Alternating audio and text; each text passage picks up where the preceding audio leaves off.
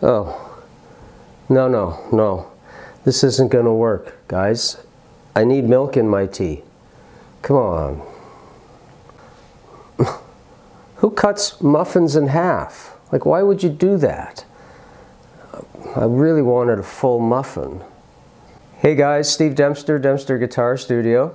Back at you with another episode of Where Stuff Comes From. And in today's video, we are going to be looking at how to build a major chord using your knowledge of the major scale. Makes sense, right? This stuff's easy. We'll do that right after this.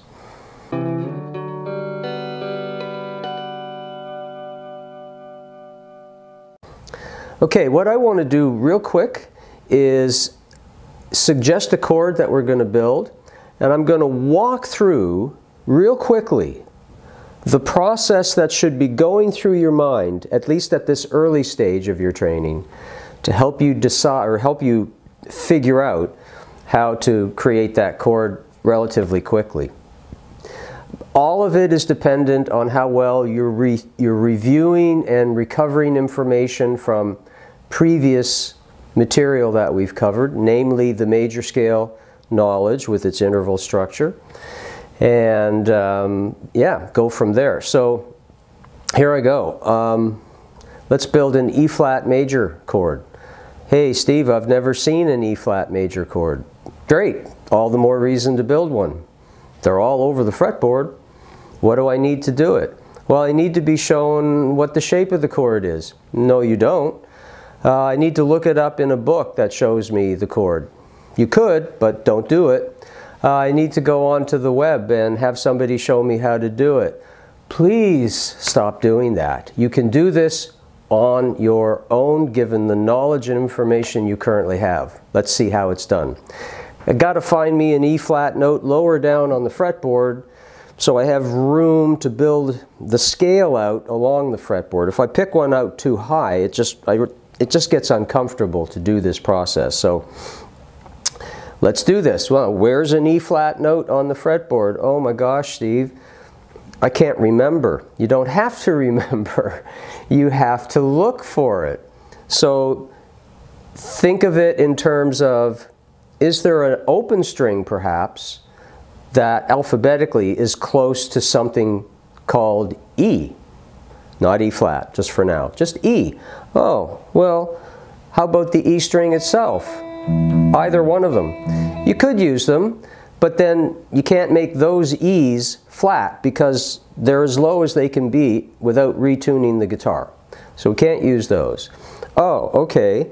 How about I look for, oh yeah, hey look, there's a D string, fourth string, and I remember the distance from a D to an E note going up in pitch is 2 frets or a whole tone. Gee, who showed you that? So I could fake it by putting my first finger just behind the nut of the guitar and pretend when I hit that string that I'm playing it. And then I go up 2 frets from that location. 1, 2, boom, I found an E. But I don't need E, Steve, I need E flat. How do I find it? Well, you should remember how to flatten a note. You've got to lower it in pitch by 1 fret. Okay, boom. Convince yourself you lowered it in pitch by listening carefully. Here's E. Here's E flat, not F. Makes sense, right? So there's the starting note. Boom. Now it took me a long time to get there, but in time, you just look down at your fretboard and you grab an E flat, wherever you want to do this from. Okay? There's the one we chose, E flat. Go ahead from that point and build an E flat major scale based on your knowledge of the interval formula for a major scale. All right, go ahead, build that scale. I'll be waiting right here when you're all set.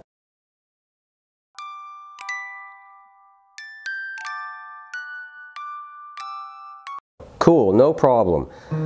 Tone, tone, semitone, tone, tone, tone, semitone. do it without talking. Back down if you like. Okay. Then do it again, naming the notes. This will take a bit longer. E flat, F, G, A flat, B flat, C, D, and finally E flat.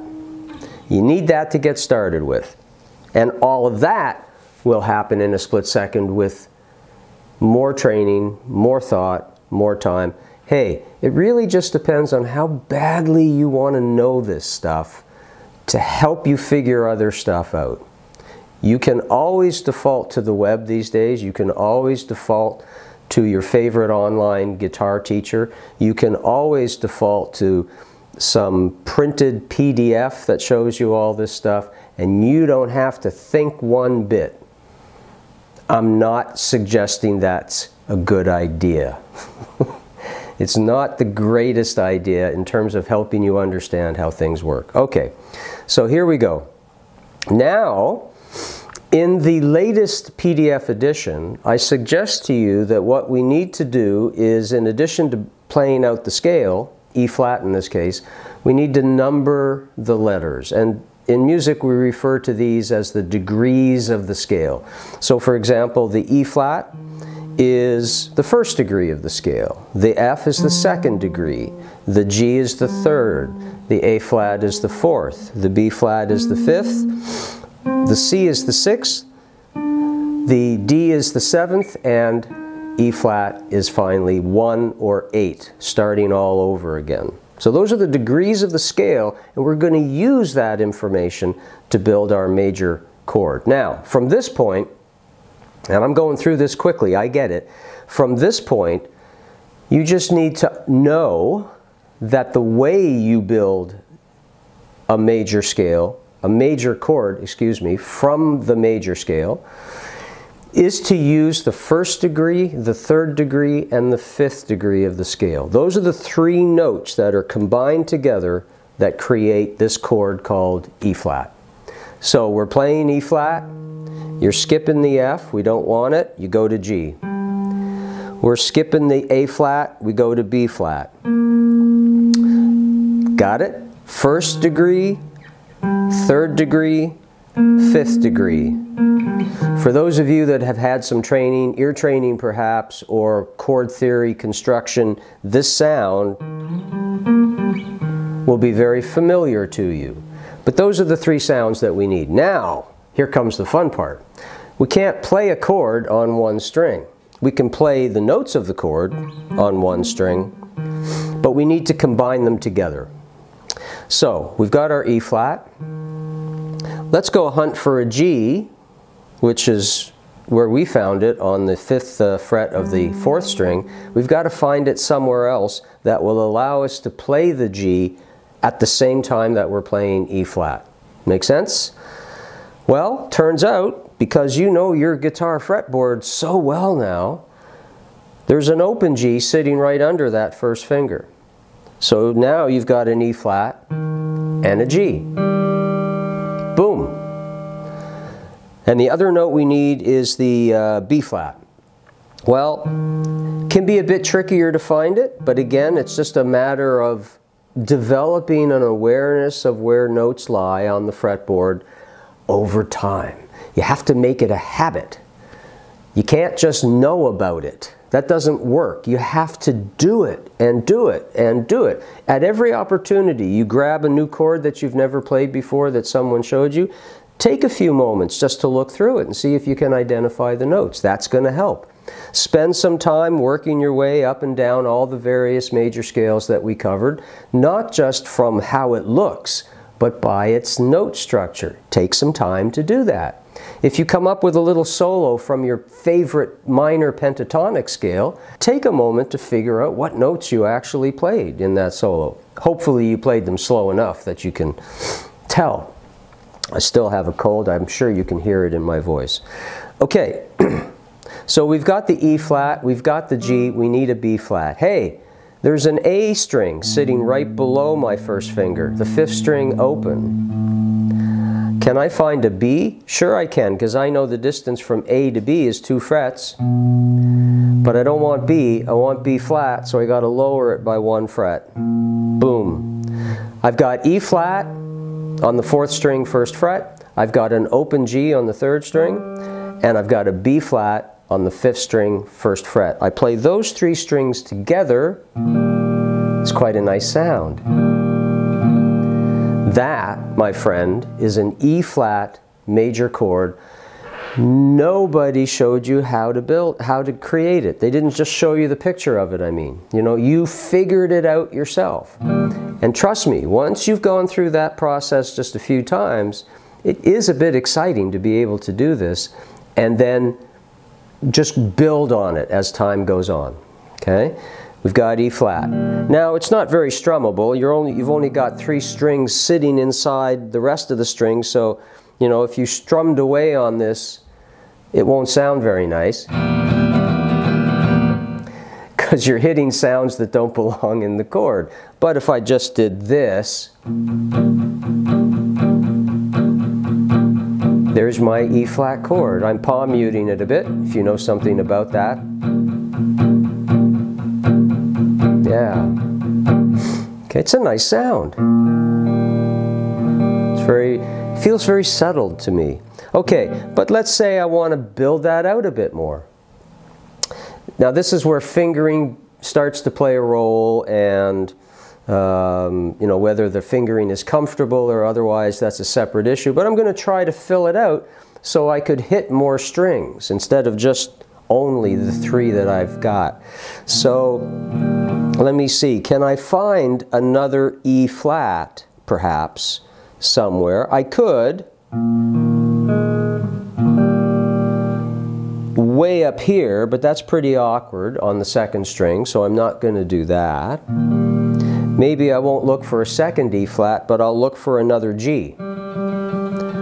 Well, I could play the G that's down on the 6th string in addition to the B flat and the E flat that I already found.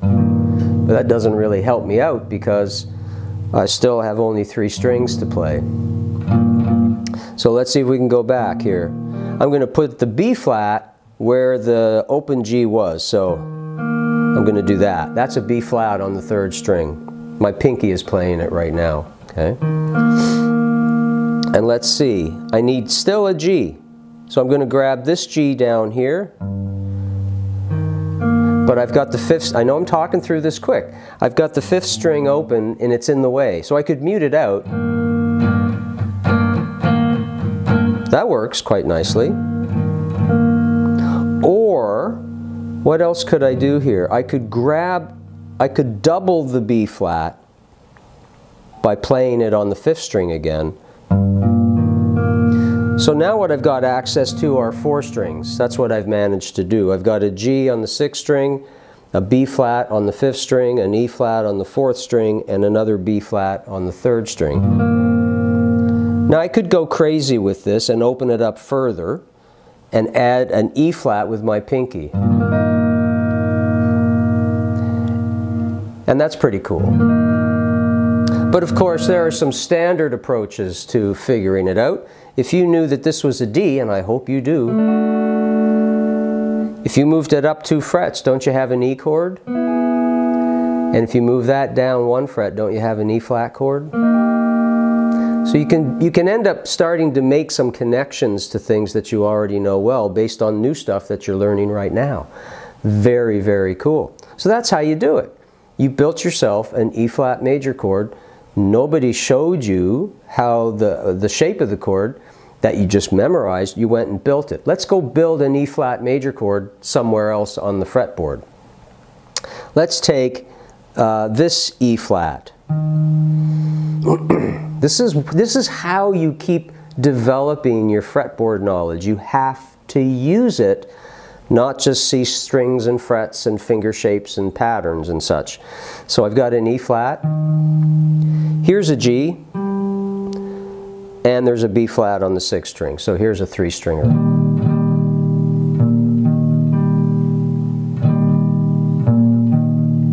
Bit out of tune, but there it is, okay?